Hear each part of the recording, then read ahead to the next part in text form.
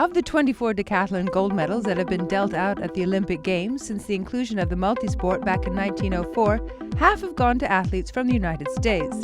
A tradition that began with the likes of Jim Thorpe in Stockholm in 1912 and continued through the heyday of the great Rafer Johnson in the 1960s is still very much alive and kicking as USA continues to provide the world with a string of fantastic decathletes, a phenomenon that is perhaps best explained by the current world number one himself. That's a tough question. What is it about the United States, that the culture of the United States, that kind of breeds good athletes? I don't know. I don't know. I think the United States is a very competitive place. I think from the time you're born, especially now, from the time you're born until you grow up, especially as I think as a male in the United States, there's always this underlying issue of we want you to win. You got to be the best. You got to win. You got to do these types of things, and I think that might have a little bit to do with it.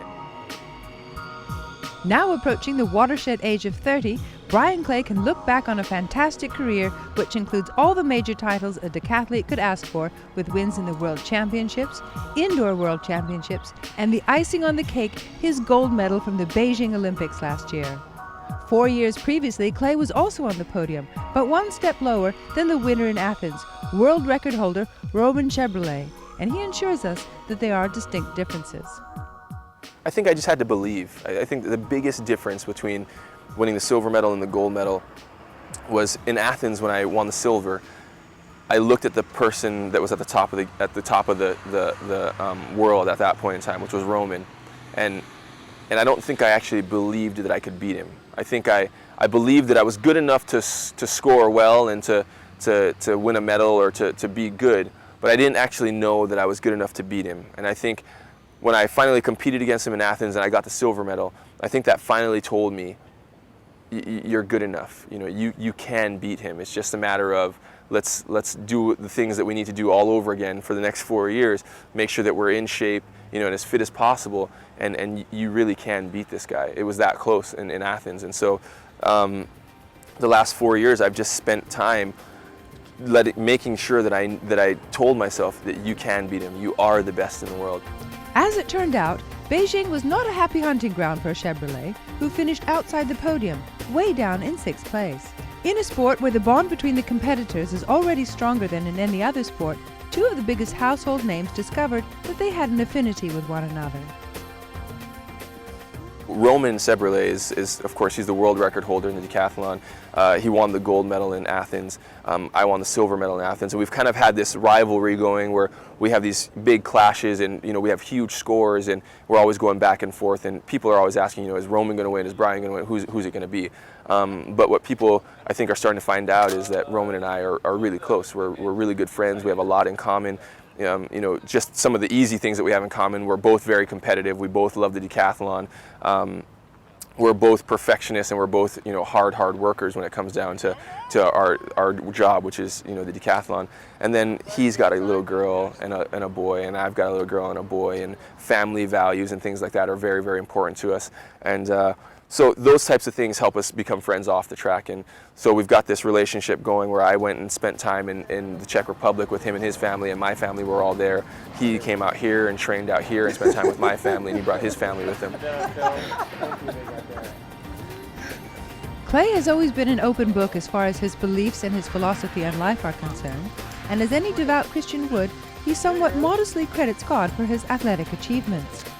But Bryan also owes a lot to his mother Michelle, a Japanese immigrant who single-handedly raised him on the island paradise of Hawaii after his parents divorced. Her unselfish devotion certainly rubbed off on Bryan, who himself went on to start his own foundation to help less fortunate children attain a higher education and perhaps realize their own sports potential. It gives me a purpose in life.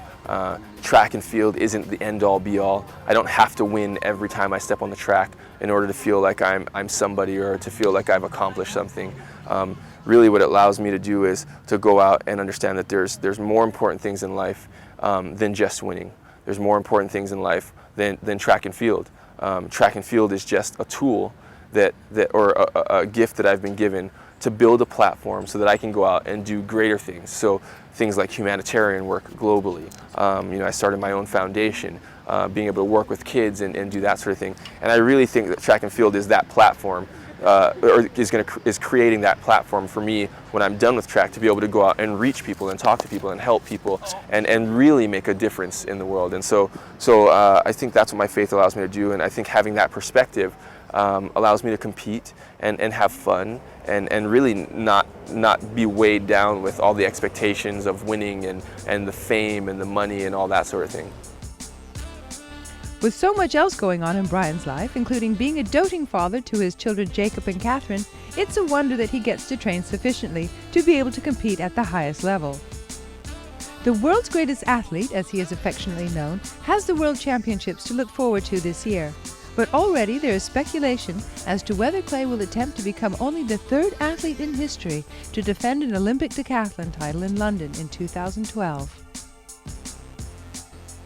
I think so. I mean, I've talked with my coaches a little bit. I've talked with my wife and my family, and we've decided that we're going to train through 2012. Of course, there's so many things that have to go right in order for me to even get to 2012. I mean, it's 4 years, and that's a really, really long time. But I think, you know, there's records and things like that that I'd love to take a shot at, and now that I've got the goal, now that I've reached my goal of winning the gold medal, I really feel like now I can go out and really just have fun competing, and who knows what's going to happen. Hopefully, you know, I can just stay healthy and continue to put up big scores.